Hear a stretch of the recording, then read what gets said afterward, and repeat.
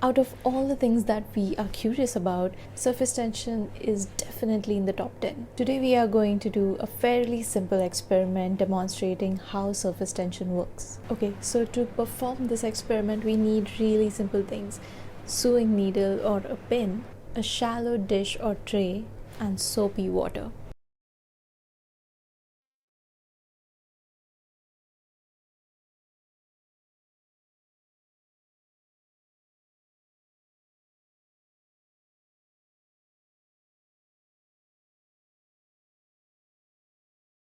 So basically, surface tension is a result of unbalanced forces of attraction at the interface of two materials.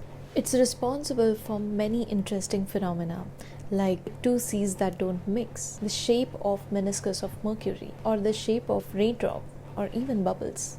So surface tension results from the forces of attraction between the molecules in the soap film. These forces work to pull the soap film taut, much like the membrane of a drum. When the soap film inside the string loop is popped, it results in unbalanced forces from the film outside the string loop. The loop is pulled by the soap film with an equal force from all the directions, resulting in a perfect circle.